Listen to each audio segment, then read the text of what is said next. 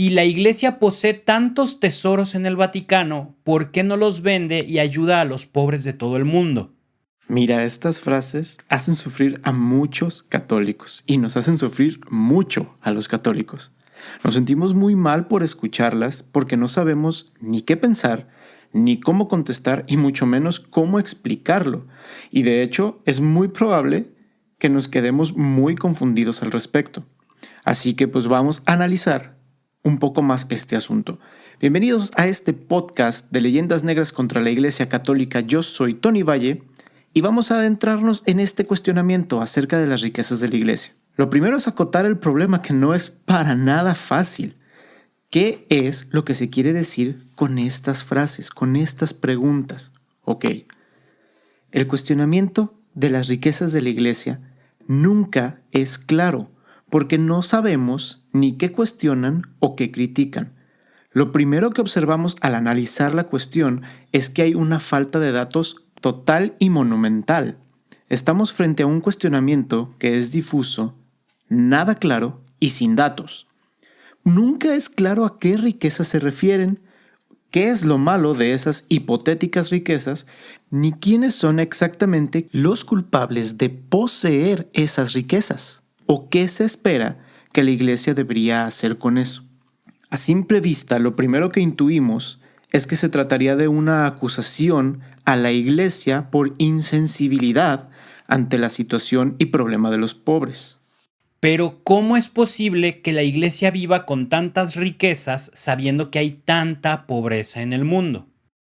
Esta acusación se presenta como un hecho que desacredita a la Iglesia, es decir, cómo una institución puede vivir semejante hipocresía, decir que ama a los pobres mientras está llena de riquezas que no pone al servicio de los mismos. No sería digna de ser ni tomada en cuenta, ni creída, ni mucho menos aceptada. Sería una de las mayores vergüenzas de la Iglesia, ante lo cual no habría defensa ni explicación posible. Pero vamos a profundizar más al respecto. Hablemos de lo real. ¿De qué riquezas se está hablando? Vamos a ponernos serios y vamos a pedir datos. Si se da por supuesto que en el Vaticano hay grandes tesoros, que nos digan cuáles son ese tipo de tesoros. ¿Son joyas, cuentas bancarias? ¿Dónde están? ¿Cuánto valen? ¿En cuánto está cotizado? Y así uno puede comenzar a preguntarse, ¿acaso alguien considera a la Iglesia como una institución millonaria? ¿Podemos encontrar obispos en las revistas como Fortune de los grandes millonarios? ¿Tiene la Iglesia fines de lucro? ¿Cotiza en la bolsa? ¿Puedes tú invertir en la Iglesia y de hecho recibir ganancias al respecto? La acusación de entrada sugiere muchas cosas falsas. La vida lujosa del Papa, de los obispos, de los curas, de las monjas, que serían los que se verían más beneficiados de estos tesoros. Vaya, afán de lucro escondido bajo la excusa de la religión. Además, estimula imaginaciones muy elevadas. Es decir, hablar de tesoros, uno está imaginando cuartos llenos de lingotes de oro, cofres llenos de joyas, películas de piratas y que van a venir a saquearte y todo eso, pero en realidad, ¿a qué riquezas se refieren? Basta con que mires las pertenencias que hay en la iglesia que está a tu alcance, la de tu parroquia, la de tu catedral, y no encontrarás cosas que sean lujosas en sí. Los tesoros, como los llaman, son un tesoro que es cultural, espiritual e histórico, pues se trata de iglesias, imágenes, cuadros, frescos, cálices, ornamentos. Todos estos tesoros no tienen ningún valor comercial ni financiero. Están dedicados al culto divino en iglesias y expuestos en museos que conservan el patrimonio cultural de 2000 años de cristianismo. Pero pensemos por un momento en la viabilidad de vender este patrimonio milenario. ¿Sería verdaderamente una solución al problema de la pobreza? Vamos a ver esto desde el punto de vista meramente económico. Y si rematamos todo, ¿qué pasa? Antes de entrar en el problema de fondo y demostrar que estamos frente a un debate completamente artificial y sin sentido, hay que detenernos a considerar el tema desde lo que es meramente utilitario, lo inútil de una supuesta venta del Vaticano.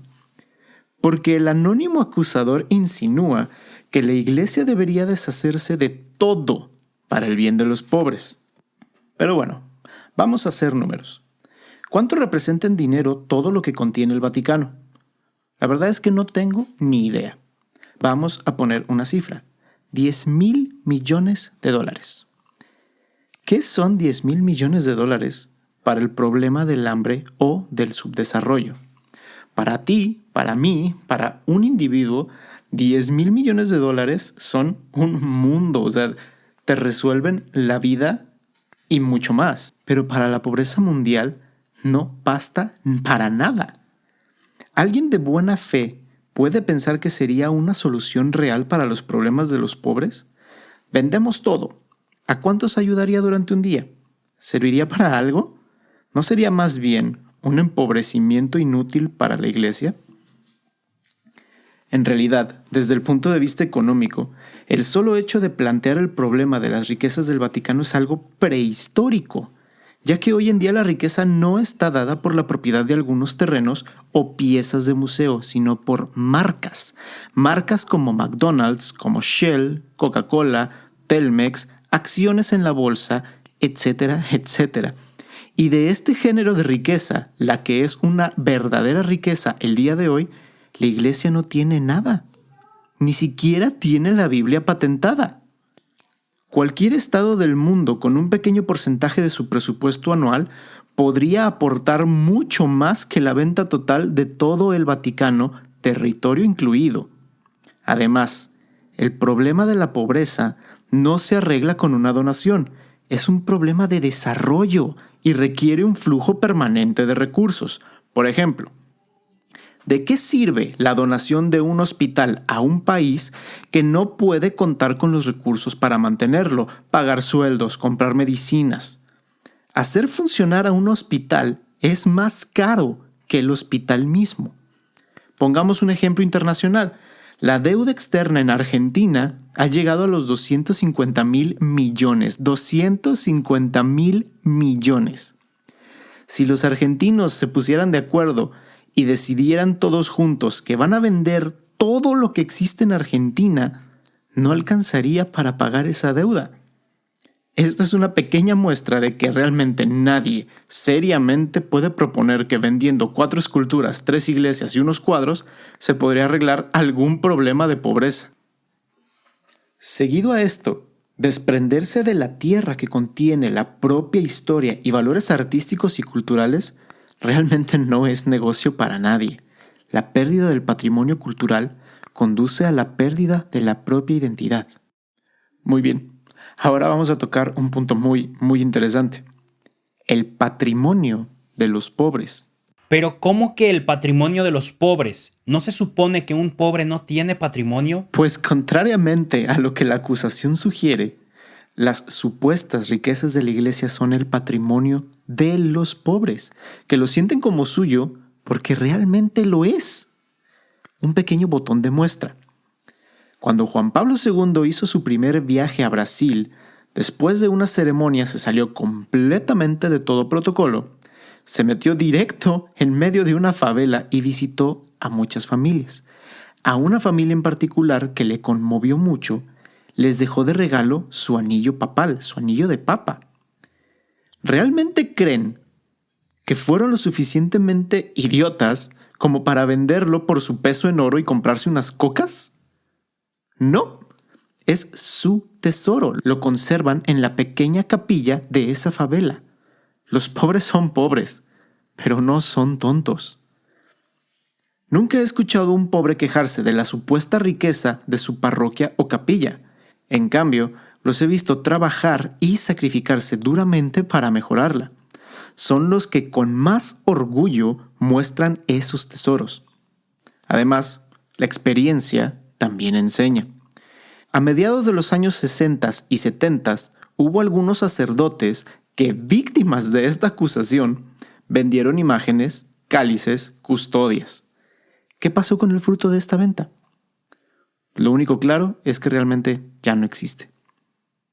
¿Alguien puede pensar que esos cálices están mejor en vitrinas de las casas de los ricos que en un altar de cualquier iglesia? Y ahora bien, ¿es realmente malo que la iglesia tenga bienes? ¿Cuál es el problema de los supuestos tesoros del Vaticano? ¿Es malo que conserve obras de arte? ¿Esto es acaso contrario a la enseñanza de Cristo? La verdad es que no existe ningún problema al respecto. Basta recordar el elogio de Jesús a María por haber derramado un perfume carísimo sobre sus pies y a la viuda que puso todo lo que tenía como limosna al templo. Es más, es lógico que la iglesia necesite de bienes materiales. La iglesia no está compuesta solo por ángeles para enseñar a la gente el camino al cielo. La iglesia necesita edificios, bibliotecas, computadoras, automóviles. Para dar culto a Dios necesita templos, altares. Para ayudar a la piedad necesita imágenes, libros. Para enseñar a la población necesita escuelas, universidades. No parece que en estos 2000 años la iglesia se haya dedicado a acumular dinero. Esos tesoros acumulados en 2000 años de donaciones son objetos de culto. Y normalmente quienes se han dedicado al cuidado de esos bienes han sido personas que vivieron voluntariamente la pobreza, que dejaron todo por seguir a Cristo, que no han tenido nada de patrimonio personal. ¿Qué bienes tiene la iglesia? Los que juzga necesarios para el cumplimiento de su misión, que es de orden exclusivamente espiritual. Si lees la Sagrada Escritura, descubrirás que la magnificencia del culto divino es un mandato que la Iglesia ha recibido de Dios. Tratando de dar a Dios cosas buenas, está siendo fiel a lo que su Señor le ha pedido.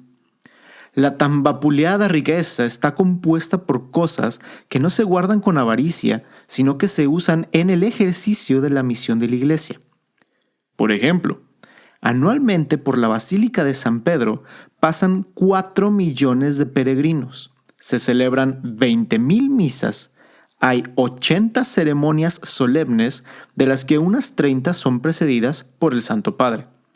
O sea, que tiene un uso bastante más intenso que la cancha del Estadio Azteca. ¿Te parecería razonable vender la piedad de Miguel Ángel y poner en su lugar un reemplazo de plástico inflable para que la gente la vea? La verdad es que no. En todo caso, la iglesia cuida y usa y le saca provecho bastante bien a todos esos artículos. La Basílica de San Pedro tiene 500 años, lo que muestra que está bastante bien amortizada, que fue una gran idea hacerla con buenos materiales, lo que la han hecho tan barata a largo plazo. Por otro lado, la acusación parece sugerir una conexión entre las riquezas y la pobreza, pero no hay relación alguna entre la belleza de la Basílica de San Pedro y la pobreza de un barrio de la Ciudad de México. Creo que es suficientemente claro que la primera no es la causa de la segunda. Por tanto, no veo por qué conectar ambas cosas. Carece de sentido hacerlo. El problema es inventado, no es real. Si se fuera coherente con el planteo, ¿por qué no poner también en tela de juicio al Islam y a las mezquitas, el judaísmo y las sinagogas, a la Cámara de los Senadores, la Casa Azul, los museos, los McDonald's, los centros comerciales? Es más, comenzando por tu propia casa. ¿Cómo es posible que puedas vivir ahí mientras hay gente que se muere de hambre? Es un cuestionamiento sin sentido. ¿Por qué podría estar mal que la iglesia tenga templos lindos? Pues esto nos lleva a la siguiente cuestión. ¿Es realmente necesaria la belleza y la historia? Como los tesoros de los que estamos hablando son básicamente artísticos y forman parte del patrimonio histórico de la iglesia, parece necesario plantearse si la belleza es buena o mala, si tiene alguna función en la vida humana. Definitivamente, la belleza mueve al espíritu, nos eleva de lo material, hace un gran bien al alma. Rezar frente a una imagen linda inspira, eleva. Como criaturas espirituales, el arte es una de las manifestaciones más altas del espíritu humano. Nos eleva y dignifica. La historia es parte de nuestro ser. A través de la obra de quienes nos precedieron, su arte, su trabajo, entramos de alguna manera en comunión con ellos. Necesitamos permanecer unidos a nuestras raíces, a nuestros antepasados en la fe, y el cuidado de lo que nos legaron cumple una misión muy importante al respecto. Los museos vaticanos muestran que la Iglesia siempre ha fomentado la cultura y todas las manifestaciones del espíritu humano, llegando a ser, en ciertos casos, la mejor protectora del arte, de la ciencia y de la cultura. La historia humana le debe mucho al respecto, ya que ha protegido el patrimonio cultural de las 80 generaciones que nos separan de la época de Cristo. Junto con el tema de las riquezas y tesoros que posee la Iglesia, también se cuestiona la legitimidad de esas propiedades. Parece al menos curiosa la pretensión de disponer de bienes ajenos, es decir, los que critican y atacan. ¿Quiénes son para decidir qué debería hacer la Iglesia con sus bienes? Bienes que evidentemente no les pertenecen a ellos los acusadores. Porque en el fondo, los bienes que causan tanto escándalo son una propiedad legítima de una institución con 2000 años de historia. No fueron robados ni saqueados, como por otro lado sí lo han sido muchos de los tesoros históricos, artísticos y culturales de los más grandes museos del mundo, como el Louvre o el Museo Británico. Puedes preguntar a los franceses por los regalitos que Napoleón les llevó de Egipto, o los recuerditos que los ingleses se llevaron del Partenón griego. En el caso de la Iglesia, han sido fruto de donaciones explícitamente hechas para ese fin. Gente que ha donado sus propios bienes para que fueran usados para el culto divino, la educación, la formación del pueblo fiel del Santo Padre, etcétera, etcétera. Es decir, que su legitimidad está fuera de cualquier duda. Y al final de todo, la Iglesia ¿hace algo por los pobres? Eso es lo más curioso e insostenible de esta acusación. Me atrevo a desafiarte a que busques una institución que haya aportado tanto bien al mundo, y si quieres en particular a los pobres, como la Iglesia Católica. Si bien su fin es espiritual, o sea, la salvación de las almas, ninguna institución con fines temporales podría haber representado tanto bien desde el mero punto de vista humano. No te olvides de quién inventó los hospitales y universidades, quién promovió la educación a través de los siglos, quién luchó contra la esclavitud, quién se ha dedicado a atender a los minusválidos, a los huérfanos, inmigrantes, moribundos, leprosos, chicos de la calle, quién atiende a la mitad de los enfermos de SIDA en el mundo. Vamos checando algunos datos. Veamos la contabilidad del objeto del ataque de las riquezas del Vaticano. El presupuesto anual de la Santa Sede es de 145 millones de dólares. A esto hay que añadir el óbolo de San Pedro, que son 60 millones destinados enteramente a obras de caridad y ayuda a necesitados. Es decir, estamos hablando de una institución que destina el 29,26% de sus ingresos brutos solo a obras de caridad. Y eso sin contar los millones de dólares que instituciones católicas dan de ayuda a los países pobres. Adveniat, ayuda a la iglesia necesitada, Manos Unidas y un larguísimo etcétera. Busca una institución que hoy haga más por los pobres que la Iglesia Católica. La lista de las labores asistenciales de la Iglesia Católica es realmente impresionante. Mírala despacio y piensa un poco. Después, saca tus propias conclusiones. En resumen, el cuestionamiento es ridículo. ¿Hay alguna relación entre las obras de arte de los museos vaticanos y las imágenes de la Iglesia con la pobreza? Simplemente no.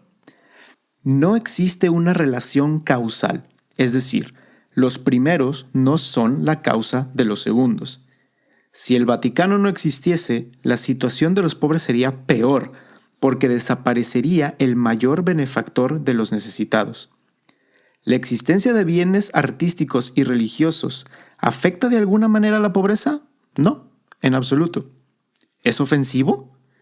¿En el sentido de que sería una cachetada a la pobreza? No. A los pobres también les gustan las cosas lindas y gozan con ellas. ¿Es verdad que la iglesia tenga grandes tesoros económicos en la actualidad? No.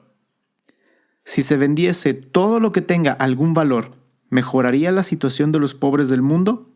No afectaría en lo más mínimo la situación económica de los pobres. ¿Es quizá una muestra de indiferencia ante el problema de la pobreza? En absoluto, ya que el trabajo de la iglesia en favor de los pobres está absolutamente fuera de duda. ¿El mantenimiento de esos bienes no supondrá gastos extraordinarios que podrían destinarse a la lucha contra el hambre? No, porque se automantiene con el valor de la entrada a museos y contratos como los que se facilitaron para la restauración de la Capilla Sixtina sin poner un solo peso. ¿Se invierten actualmente grandes sumas de dinero en incrementar esos bienes? No, es el fruto de 2000 años de cristianismo. Esperemos que nosotros sepamos dejarle a nuestros descendientes algo de valor y de buen gusto. Por último, veamos unos datos acerca de lo que la Iglesia sí hace con favor a los pobres. Estos datos fueron registrados en Roma el 11 de febrero de 2015, o sea, hace ya 6 años. La Iglesia dirige 115.352 centros de salud y de asistencia en el mundo. 5.167 hospitales, la mayoría en América y en África. 17.322 dispensarios, la mayor parte en África, América y Asia. 648 leproserías distribuidas principalmente entre Asia y África. 15.699 casas para ancianos, enfermos crónicos y personas con discapacidad, en su mayoría en Europa y América. 10.124 orfanatos, principalmente en Asia y América. 11.596 guarderías, la mayoría en América y Asia. 14.744 consultores matrimoniales distribuidos en gran parte en América. 3.663 centros de educación o reeducación social y 36.389 instituciones de otro tipo. Parece ser que a todas luces, la Iglesia hace mucho por los pobres alrededor del mundo. Y con esto podemos tumbar con argumentos claros y concisos estas acusaciones que suelen llegar como si se tratase de la gripa de la estación. Y así llegamos al final de este primer programa de Leyendas Negras contra la Iglesia Católica, enfocándonos en el tema de las riquezas de la Iglesia. Espero que haya sido de mucho bien para ti y que lo hayas disfrutado tanto como yo. Quédate en sintonía con nosotros en Juan Diego Network. Hasta la próxima y que Dios te bendiga.